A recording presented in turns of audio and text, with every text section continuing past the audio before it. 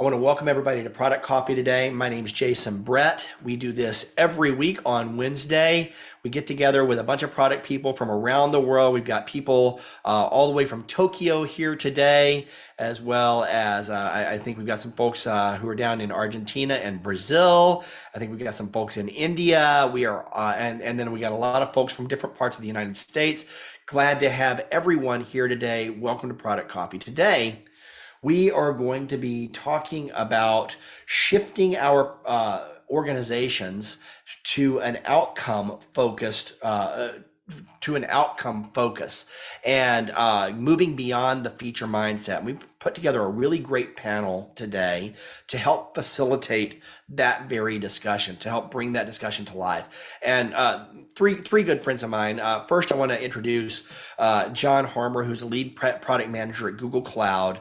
Jon has been in product management for 20 years, specializing in cloud and SaaS solutions, focusing mostly on B2B. And he's always had a customer-centric approach to innovation and is really good at breaking down these complex issues and leading teams to success. And we've also got Keely Funkhauser, who you met earlier from Randall Riley, VP of Product at Randall Riley. And Keely is a really entrepreneurial product leader, and she has been in organizations ranging from Fortune 500s to early stage startups, running strategy, marketing, and technology. And she's been really focused on customer-focused strategies as well, and really delivering those bottom line results. So her diverse background, I think, is going to bring a really interesting perspective to the conversation today. And then, of course, Jon, who you've met, Jon Mansour, president at Product Management University. He's been aligning product management, marketing, sales, and customer success teams to focus on these quantifiable customer outcomes. And through Jon's work, he talks to literally thousands of product managers around the country and around the world. And he has heard the challenges and coached people through the challenges over the course of his career. So I think we're going to have a really exciting panel today. And thank you for being here to join us. All right. So with that being said, let's kind of dive into our discussion. And I want to start, I'm going to start, Jon Harmer, I want to start with you real quickly and dig in a little bit on kind of some of your experiences in cloud and SaaS solutions. And can you share some of the challenges that you faced in shifting from a feature-centric to an outcome-driven approach in the industries that you've been a part of? Yeah, I mean, there's a natural human inclination to focus on the thing you can control, which is the thing I'm building. What is the feature I'm going to release, whatever. And so it's super easy to say, I'm going to build this quarter and measure your own personal success based on that. Or your company measuring your personal success based on that as well, right? And so what I've seen is shifting that mindset on how you measure people often is the way to unlock some of this. Like at Google, what we do is we measure, you will hear the phrase landed impact or landings, not launches, a lot. And so instead of focusing on, please don't listen to me when I'm talking, Google. Sorry, she's chiming in back there. It's there's a ton of like what is it you are? What is the impact going to be? How is the world going to be different as a result of you launching this thing, as opposed to what is the thing you're launching? The other way to look at it is why are you launching the thing? And so by measuring that at Google in like our literal performance reviews and the way we set OKRs, it does shift that feature factory mentality away. And so people who come from feature factories that get hired in at Google have a transition period to deal with that. But even at other companies, large automotive companies and things like that, where they focus on the next release of car X, it's a similar set of problems that you have there around, like, I need to put my feature into the car, and the deadline and sort of waterfally nature of that makes it extra hard. But again, if nobody uses your thing, and what did the Microsoft stat was, like 1/3 of features add value, 1/3 are net neutral, and 1/3 take value away. Like, figure out the thing. the metric you need to measure, the thing you're going to move as a result. Sorry, ramble. No, I like that insight about the landings versus launches. I think that's a way to bring clarity to the outcome focus. And Google is renowned for having that relentless focus on outcomes from the very beginning, and has been one of the innovators in actually putting OKRs to productive use for decades. So I think that's a really powerful way to make the impact of that very real. Yeah. So when you talk about that mindset, you've been in a few other companies as well. When you talk about that mindset shift, you talked about it a little bit for people who are joining Google and people who are moving out of Google. But thinking back to some of the other companies that you've worked with, I know you've been kind of a leader in other companies as well. How have you been able to effectively drive a conversation around shifting that mindset from what are we going to ship to what value are we going to create? What outcome are we going to create? Yeah, I mean, I have a favorite Dave McClure quote of people don't care about your solutions, they care about their problems. And so I worked in an ad tech company for a bit and came in to head up product there. And they had launched this ad optimization suite, which is basically like 3 different products sort of crammed into one. And it wasn't performing how they thought it would because they just launched the thing as opposed to like deciding to measure upfront what was the outcome going to be, like talk to customers about what was most important, all that stuff. And so what we did was we ended up talking to customers, like looking at existing usage of the thing, of the 3 elements of the thing, and figured out that like and it was a premium price product as well, which matters when you're doing millions of ads. And so we figured out there was like one element that was being used more than others. And so we broke it up into 3 parts and let people sort of ad hoc adopt it by talking to them, like understanding them and what their real needs were, as opposed to here we have a cool piece of technology that you should use because it'll make everything better. Like they just weren't ready to adopt all of the pieces all at once. We went too far. It was like the Newton from Apple or whatever, right? Uh, And so the way I was able to sort of shift the mindset of the organization was by talking to those customers, understanding what they really needed to get done, understanding their maturity level and their capacity to deal with change, and then explaining like the outcome you were not getting the outcome you sought because you were doing the wrong thing. If we try this other thing, we might get, there's a hypothesis, let's test it. We might get better outcomes. And as a result, we did, because it was much easier for people to adopt that, feature 1 as opposed to features 1, 2, and 3 all at once. yeah, very good. I know you've had a couple things come up this morning, so you're going to be a little bit off to the I'm side here for the settled in next few now. I'm minutes. good. Oh, No, you're I'm good settled in? now. Okay, good. Yeah, I We're got it good. taken care of. Excellent. Thanks. All right, excellent. Cool. All right, well, let's jump over to Keely for a moment then. And we'll bring you back in here in just a minute as well, John. But Keely, we talked about you've got a really diverse background in everything from startups to Fortune 500s. How, for you, do the challenges in shifting to an outcome-driven strategy differ across these different company sizes? Yes. So I had the fortunate opportunity to start my product career in a large and growing organization where there were many resources. So the way I approached outcome focused is taking that outside in approach, always understanding what our clients or our customers need, what job they're trying to accomplish, where can we deliver value, and also what's happening in the marketplace. And so many times, in order to understand that and understand it rapidly, you need to be able to do research and ramp up quickly. So in larger organizations, typically people, don't wear as many hats. They get more focused on, specific roles, which helps to cut down on everyone, feeling like they can develop the product themselves. Whereas in startups, especially, startups that are very founder led or visionary led, it's very hard for them to let go. They have got the passion. They've started it from the beginning. They know the most. But as the product or organization grows, you have to, bring in that specialization and stop wearing as many hats.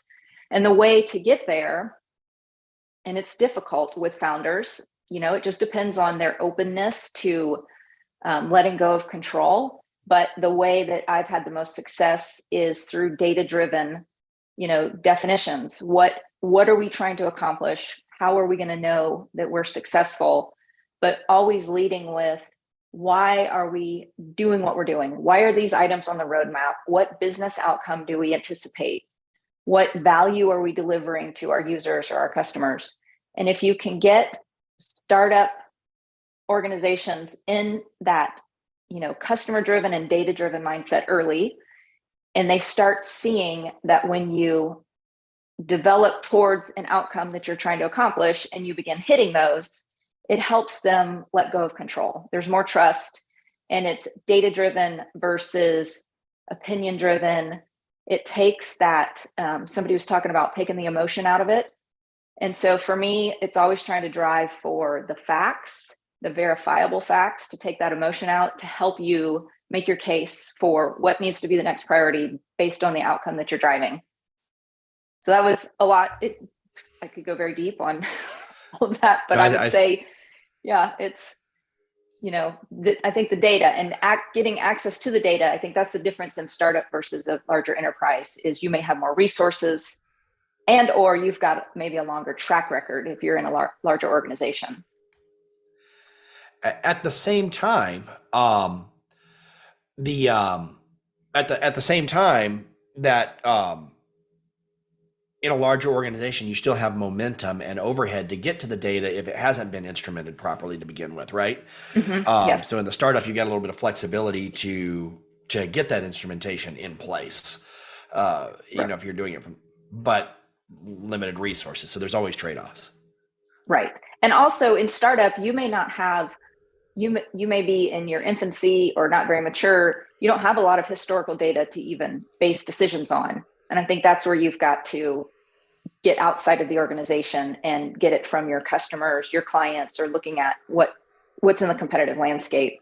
So you're right. And even in large organizations, if they haven't been collecting data or collecting the right data, it can take time to build up that muscle in order to leverage it to your advantage. Yep. All right. So just real quickly before we move over to Jon, when you're looking at when you're looking at that kind of that mindset shift in general of taking that initial view into that initial perspective of a feature focused roadmap, that initial that founder mentality, how do you balance the need for getting some quick wins as you're progressing your roadmap forward with the longer term vision that is necessary to implement for outcome driven strategies? And I think your broad perspective is really beneficial on this one as well, balancing that shift. Right. It takes a lot of convincing sometimes, but I think aligning on what is the priority, what are we after, not only short term, but long term. So always keeping that long term goal in mind, the destination you're trying to reach, but breaking it down to understand what are the baby steps, what are the interim steps needed to get to that longer term goal. And so aligning with leadership or stakeholders on both. Okay, we agree that ultimately we're trying to reach this, but in order to get there, these milestones have to be met. And so breaking down, that long-term objective into those shorter term objectives, which is where I feel like OKRs can come in to help you, incrementally make sure you're staying on course to stay in alignment with what you're doing. So as people come in with new feature requests, you're constantly asking yourself and them, how does this align with where we're trying to go? We agreed on these metrics, we agreed on these goals. How does this particular request align? And if it doesn't, it's easier to have that conversation. It's not that you're shooting down an idea. You're just evaluating, is this the most effective thing to do right now to move us forward? Or is there something else that we either haven't considered or is currently in the backlog that's going to get us there? But it does mean just constant communication, getting aligned on long-term and short-term goals, and then just, sticking to bringing people back to, this is what we agreed to. Have things changed? If not, let's remember, this is what we're focused on, and we're going to have to make these incremental, accomplishments to get to that long term. And it has varying, I've had success and I've had failures. I've had times where it's just like talking to a brick wall and you can't convince people. It depends on who you're dealing with. It depends on the pressures the business is under. But then there have been other times where it's been very successful, especially when there's a lot of people that think they know the right thing for the product. And as a product manager, everybody else in the organization thinks they're a product manager too. So when you've got multiple voices weighing in, what I've found successful is, again, getting back to, what are we trying to accomplish? What is our measure of success? And then how do each of these, add up? And having multiple people hear other people's perspectives also, so that maybe the feature requester, the idea requester, when other stakeholders hear what they've had to say, they at least feel heard. Even if you say that's not what we're doing right now, they've been heard, versus feeling like you just said, no, it's not going on the roadmap, forget it. So I think it's that collaboration and that openness helps turn that tide.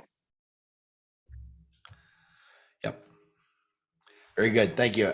You mentioned, you also mentioned that spectrum of intuition and having a good idea of inferring. That reminded me of something that Jon Harmer had reposted earlier in the week. If you're not connected to him on LinkedIn, I'll drop a link to this post around confidence of decisions. And it's not exactly in alignment with what you were saying, but I thought it reminded me of a really good post on the levels of confidence in your product decisions. So check that out. Yeah. Very well. Thanks, Jason. As Greg, yeah, you bet. Very well stated there.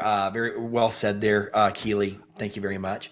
Let's jump over to John Mansour for a minute. John, so you've coached a lot of product professionals over the course of your career, and I want to take this a slightly different direction for the moment. Tell me a little bit about what some of the common roadblocks that you see your coaching clients, your students facing when they're trying to align their teams to focus on customer outcomes. Yeah, so I think, the biggest thing is what you just said there, Jason. So I'm thrilled that the the conversation in our profession around outcomes has been amplified here recently. I love that, but I want to make a distinction between customer outcomes and the outcomes we want for our product and our company. And I want to tag on to something Keely said here, right? And so the thing that creates a lot of complications, there's no right or wrong here, it's just a matter of what's easier. I think the thing that creates a lot of complications is the starting point being what outcomes I want for my product and what outcomes are important to our company. If we use that as a starting point, it complicates everything, because, and this is why everyone thinks they're a better product manager, there are literally 100 or 1,000 different plans for each and every product that could make a better contribution, in someone's opinion, to the outcomes we want internally, right? Versus if you start with the customer outcome, you do your market research, right? And you look at your customers across any market, they want what they want, right? They know what they're trying to do. They know why it's important to their success. They know why they can't get there. And if we build our plans around the customer outcomes first, there's very little to no argument about what our customers are trying to accomplish, why it's important, why they can't get there, right? So then we back into, of all the things that will have value to our markets, which of those are going to have the biggest impact on the outcomes we want in our product and our company? If you take it from that standpoint, then it becomes, you cut out so much noise and so much of the armchair quarterbacking about, hey, I think this is a better idea and you should do this to that product and this to that product. It becomes very clear when you start with the customer outcomes and you look at why they can't get there, which products you ought to be investing in. It's kind of a no-brainer. And then it's just a matter of saying, okay, of all the things we can invest in that have value to our customers, which of those are going to give us the outcomes we want in terms of, whether it's revenue or adoption or retention or, market share, whatever it is, back into it that way. And what it does for us as product managers is it puts our strategies and our roadmaps on really solid ground as opposed to something that's more of a house of cards, which says, there are a million ways to help my company reach goals it has, or, even my product. And if you take all the outcomes we want for all of our products, it becomes a big bowl of spaghetti. It's an unmanageable matrix, right? So start with what the customers want, back into which of those are going to help you get where you want to go. And it becomes a lot simpler. Yeah, I want to add a little bit onto that, John. That's a fantastic point about the two different kinds of outcomes, essentially. One of the things a buddy of mine, Scott Selhorst, had taught me a long time ago is this thing called impact mapping. And there's these a pair of hypotheses that end up being baked to an impact map. So an impact map, working from right to left, is the thing I'm going to build is going to solve a problem for a certain kind of person, which is going to result in some kind of behavior change, which then results in some kind of benefit to my business. And the first assumption that's baked in there is, if I build X, customers will change their behavior in way Y. And so you have to test that assumption. And then the second one is, if customers actually change their behavior in way Y, then that'll actually drive some kind of business results for me that matter. And so you get to bake in both of those, like what are the customer outcomes and what are the business outcomes in the same way, and like sort of visualize them all together. Yeah, and not a lot of people use it, but I really like that. Yeah. And I think the important part of that, John, is the product piece is always the last part of the discussion. And so think about this: when we start our prioritization with features, we are essentially prioritizing the how part of the equation, not the who, what, and why. Okay. And if you think about that logically, it kind of doesn't make any sense, right? So we should start the prioritization with which jobs that my customers do can I make them better at in ways that have strategic value to them, right? And then, and I always tell my product managers, this will give you some leeway on committing to scope, right? If I commit to helping my customers get better at these 3 or 4 or 5 job tasks by eliminating these obstacles, and, put some rough delivery timelines around what we're going to help them accomplish, give yourself some wiggle room on the features, because the minute you commit to features, something out of your control is going to change. It's going to make a liar out of you, right? So commit to the outcomes you're going to deliver to your customers and the obstacles you're going to eliminate in the process of getting those outcomes. And then the features will be whatever they are. Yeah, because there's lots of ways to solve the problem for the customer, ultimately. Yeah. Exactly. Yeah, one thing we've done to try to tie the customer outcome and then also the product outcomes, we started with defining the highest level North Star metric just for what our organization does. Because our organization, we're building software, but we also have services and we run marketing campaigns. And so the ultimate North Star, why do customers spend money with our organization? Exactly. It's to hire drivers. And then you start breaking it down and work backwards. And then for each product, what is the North Star that each product is contributing to the ultimate? And then you back that down. So every time when you try to understand, okay, how do we drive hires? What's getting in the way? What are the friction points? And then begin to solve for those through the software. And that's when you're setting your OKRs, because now you've identified, okay, some process is cumbersome. It takes, X amount of time to get this done. We're going to shorten that. We're going to reduce that time. Well, how are you going to reduce that time? Well, we believe this feature is going to make that happen.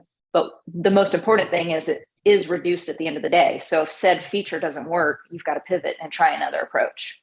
But that helps tie the customer, because customer outcomes and the product outcomes better together. Yeah, in fact, I think I did an example in my presentation on Product Coffee last week that did tying the North Star of the whole portfolio or the company down to each product, connecting the dots and doing exactly what you said. Mm-hmm. Works like a charm. Yep. Now, agreeing on the North Star is another whole other practice. Right.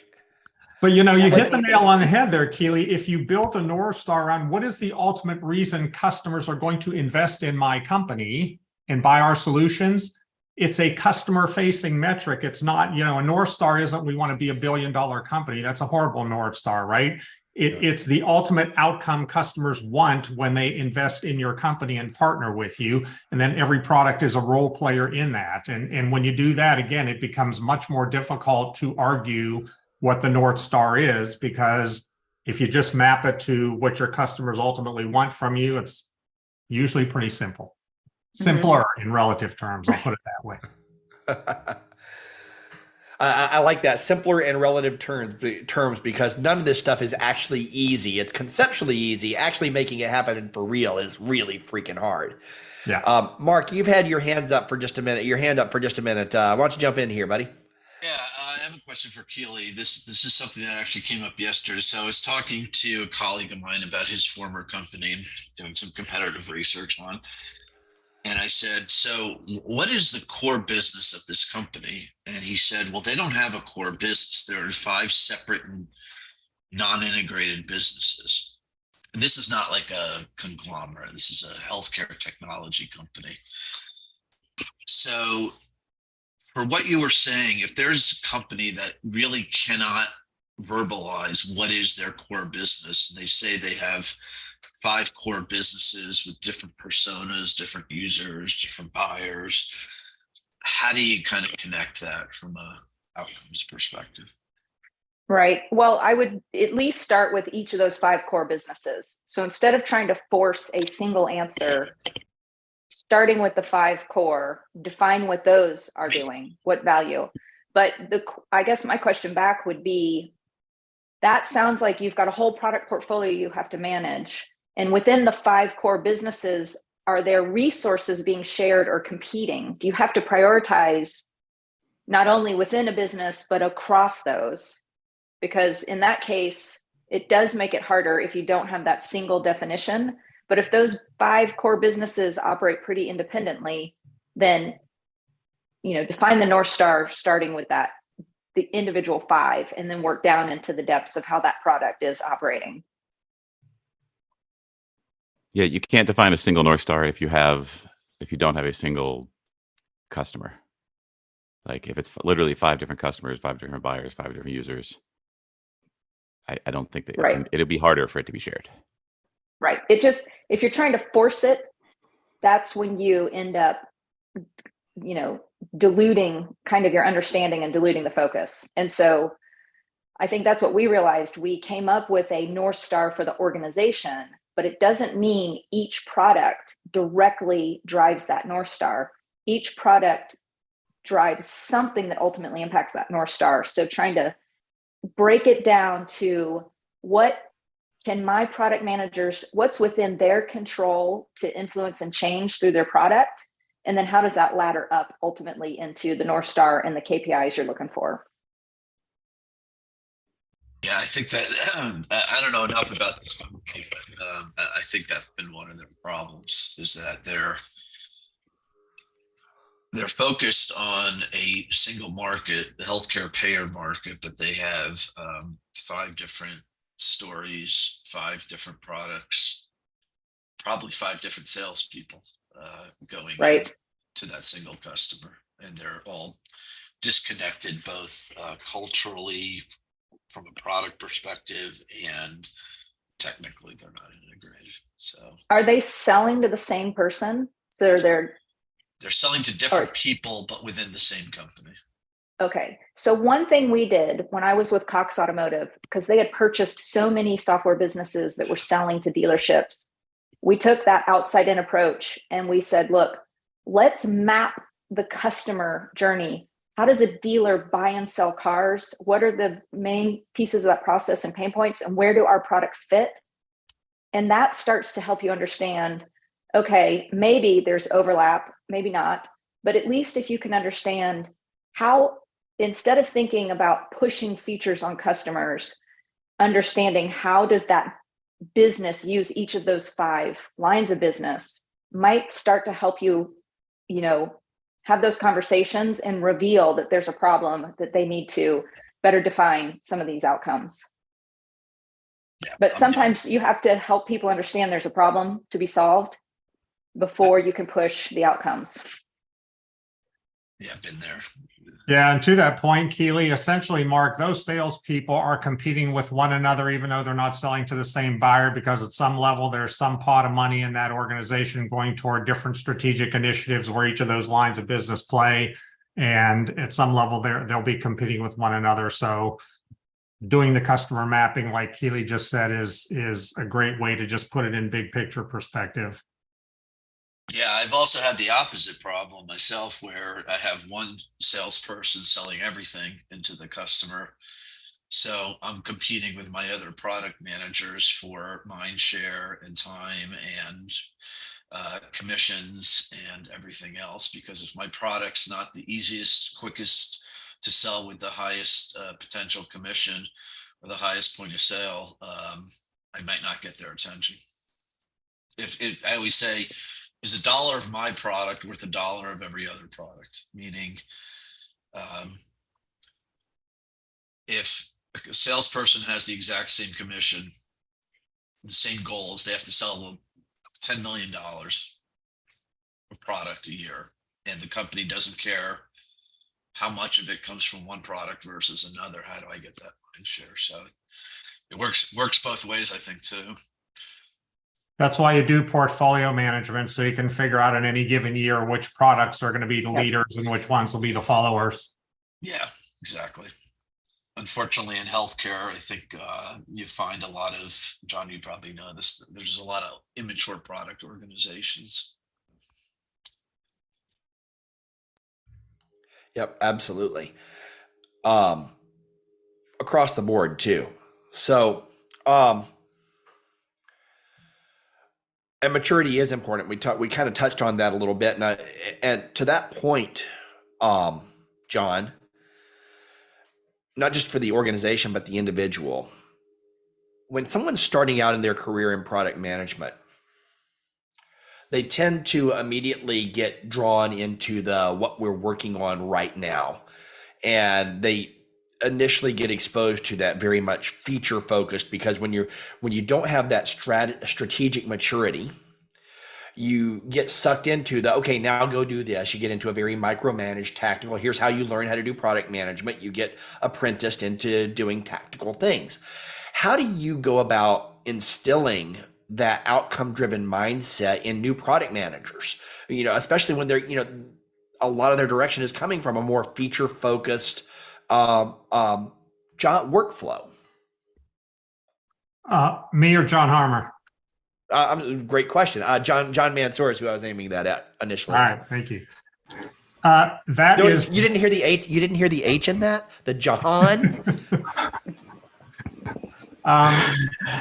This is one of the most difficult things I think our profession faces, especially because most people coming into product management roles are coming from technical backgrounds. So it makes it even harder, right?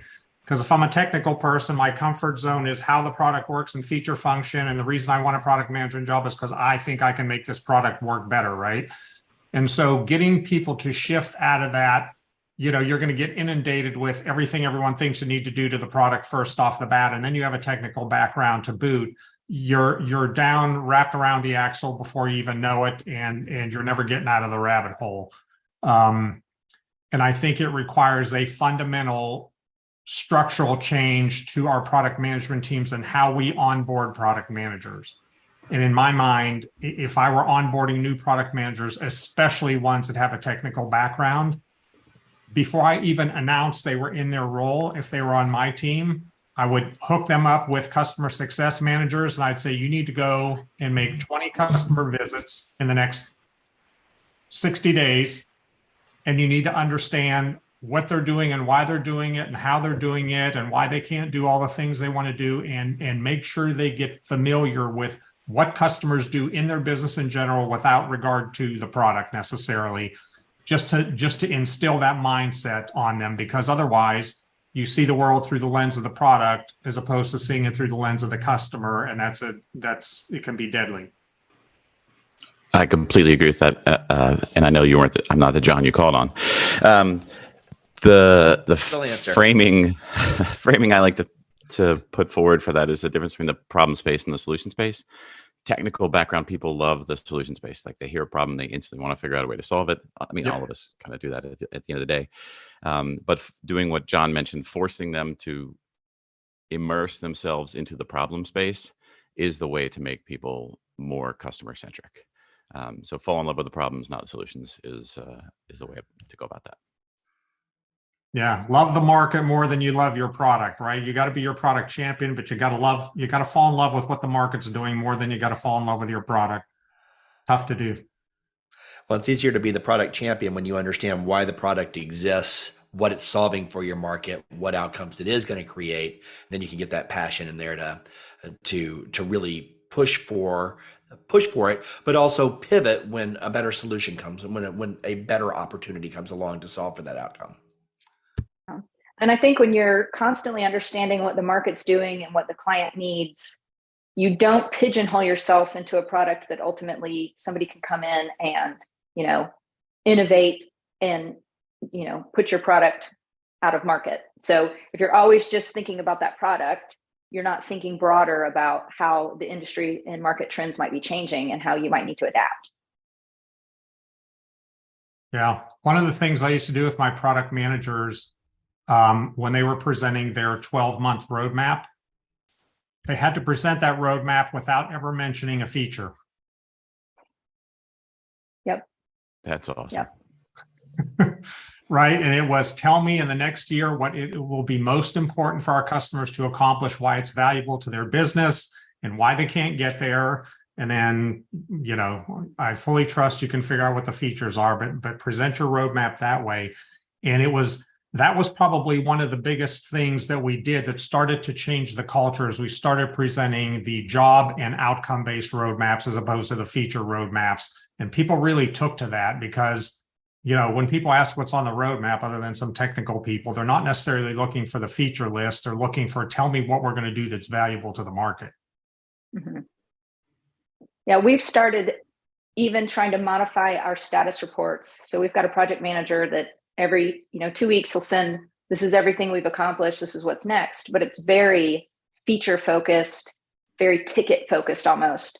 So I'm trying to get them to change that status report to the value. What is the outcome? What are we driving for? Because sometimes when you're talking only in features, a stakeholder can't interpret why should they care. And so Exactly. Leading with why should they care? What are we driving for? Regardless of what the feature's called or, the enhancement that we're doing.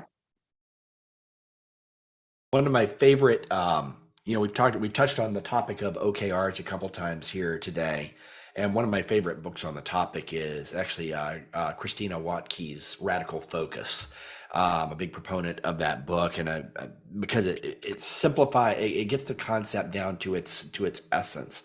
And one of the things that came out of that book that I love, to your point, Keely, is a regular celebration of the progress that you're making towards your OKRs. So the regular, bi-weekly, instead of talking about what we've delivered, talking about what results are being delivered, what people are being able to accomplish, and celebrating those new directional victories and that are measuring the outcomes that we're trying to create as we're moving towards that objective. And that becomes a really powerful way to keep the entire organization focused on what each team, what each group is doing to actually move the needle towards the real objective, not just pumping out features. Right. Yeah. Well, and I was recently in a leadership meeting, and we're going through some org changes, but we have a incoming CTO, been with the business a long time, and he was like, "Keely, your team is you're releasing at a much higher velocity than some of the other teams." I said, "Yes, but are we releasing the right things? It's not just checking the box that we've released, every 2 weeks. It's what impact does that have on the business? Are we doing the right thing? Are we spending our time and money in the right areas? That's what's more important." So there's still a lot more kind of mentality change needed in my current organization. So I'm just trying to constantly bang that drum of outcomes. Yeah, Jason, one of my clients recently, this is a really good example of how they were doing this, right? So you take something as fairly mundane as payroll, right? It's just like, all right, people need to get paid on time, get paid correctly, and all the compliance stuff that goes with it. But in recent years, with hourly workers getting so hard to hire and retain, daily payroll is something a lot of companies are offering in an effort to recruit and retain hourly employees, right? So now all of a sudden the market dynamics shift, and now a payroll company is like, oh, payroll's not that mundane. We got to do something different and make it feasible to run payroll daily instead of every 2 weeks, right? So to Keely's point, the roadmap was, okay, over the next, pick a time frame. The end game here is to make it really easy for our customers to do a daily payroll, because it's not right now. And then what we were delivering essentially were, every sprint or couple of sprints were, customers will no longer have to do this thing to run daily payroll. It's going to cut down that time by X amount or X%, right? And so you just kept marching toward that end goal to where in 6 months, doing a daily payroll will be a no-brainer for the customer. And it's going to help us penetrate, manufacturing, retail, hospitality markets and drive this much more revenue out of those markets because we can now do that. And that, that's the story every stakeholder wants, especially at the executive level.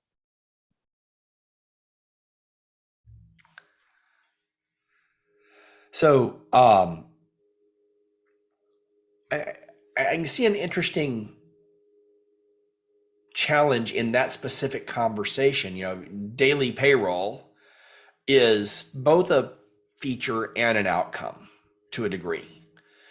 And it's easy for somebody, you talked about a different kind of outcome in terms of being able, and we didn't go quite as deep into it as I think you could, but you talked about being able to address some needs in some specific industries that you couldn't address before through that daily payroll solution.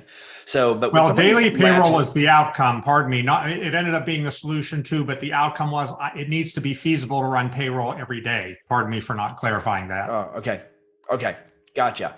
So, so it wasn't just the feature; it was actually the outcome. Then the segue is not nearly as clean as I thought it was going to be, but I'm still going to segue. Sorry about that. Didn't mean to take the wind out of your sails. No, it's okay. It's okay.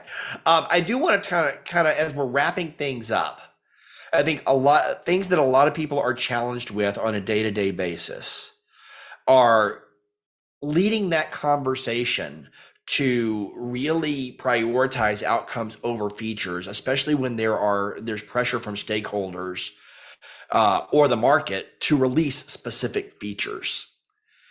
How, if we could just kind of go, and we've kind of touched on this from a couple of different angles, but I'd just like to really go around the panel and talk about how you can facilitate changing the language of that conversation in the real world, in your day-to-day activities, when you need to change that conversation from when are you going to ship this feature to prioritizing the outcomes instead.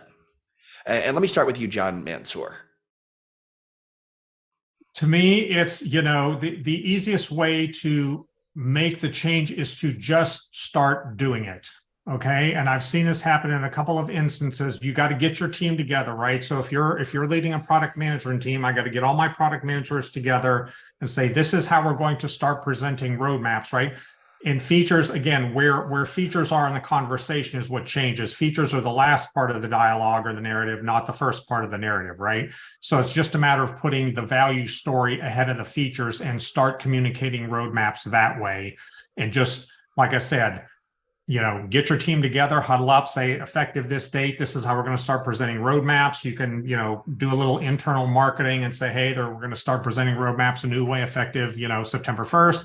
Blah, blah, blah, and get people sort of thinking about it and just start doing it, right? There are going to be some kinks to iron out, but if you're going to try to align all the stars perfectly and do all this and try to make it some big change management thing, I think you'll never get there. Start doing it, go agile, start doing it a little bit at a time and iterate to where then people just get used to you doing it that way. Yep. Good. Anything to add, Jon Harmer? I think that's a fantastic way to do it. If your organization has the capacity to absorb that, do it that way, because you're pointing out why it's important, why it matters, just implicitly by the way you start framing that conversation. And it's hard for people to get upset about that, especially if you do ultimately get to the and here's what we're going to deliver part, so that the thing they're used to isn't gone. You're just flipping the story from inside out to outside in. I think that's an amazing way to do it. If you can also be clear about which metrics you're trying to drive, why those metrics are important, Hello, Hallie's cat. And then like which leading and lagging metrics are and why you're measuring what you're measuring and all those kinds of things. I think that also ends up being really, really important. And a lot of teams don't do that. Like they're launching the feature and they'll figure out if it was successful later, maybe. Yep. But if you set that stuff up front and say, success is this, and by the way, if we achieve, 5% growth instead of 10% growth, that is not success. We haven't solved the problem sufficiently, and so we're going to do something else. Right. Yep. Very good. Keely, what would you add? Anything else that you would add to that? Yes, I would add that number one, it takes a lot of patience, and this isn't something where you flip the switch. It's a ongoing practice for everybody involved. And so I think, as Jon Harmer just said, if people are way more comfortable with features and they're going to scream about, but what about my features? Always connecting that outcome first, start leading with the outcomes and then say, oh, by the way, these are the features, to help retrain people. And just know, it will take experimentation. So as John Mansour said, be agile about it, take baby steps, don't worry about perfection. If whatever you try doesn't seem to work, take another angle, or just keep at it until, it sticks. But I think for my team, we don't have a really strong kind of business strategy to align our product strategy to. And so I'm just trying to get within our control what we can define in terms of strategy and outcomes and communicate that upwards, and over time hope that people are going to catch on. So I think it's more of a marathon than a sprint. It'll take patience and it'll take, adaptability. Good. I love Great. that quote, Keely. That's great. The marathon's not a sprint. And I've never Have to remind seen myself that anyone a lot. who didn't love having the value context wrapped around the feature. In literally, in all the years I've been doing this, I've never seen anyone go, no, I don't like that. Just tell me the feature. I don't care about the value context. Yep. Even if they really believed it, John, I think that's a very political thing for someone to say, right? There's things people, no matter whether they really believe that, no matter how awful it is, they know it's not okay to say that. So it's never okay to say you don't care about the value, just like it's never okay to say you don't care about revenue. Probably not going to help your career. No, that won't be a winning assertion very often. All right. Well, I want to thank our panelists. I want to thank everybody for being here. Thank you, John, Keely, and John with an H. And hello, Nix. Been a great discussion, and really appreciate the insights that everybody brought here. And we had some great discussion in the panel. I noticed the notes document is really filled up, so make sure that you get over there and save that off to your own Google Drive before the end of the day. And it'll still be out there. All you want to do is you want to make sure that you've started and saved it and copied a shortcut to it to your own Google Drive, so that you can get back to it really easily in the future. And with that being said, we will see you all next week. Have a great weekend, everybody, or have a great week, everybody. Bye. Thank you.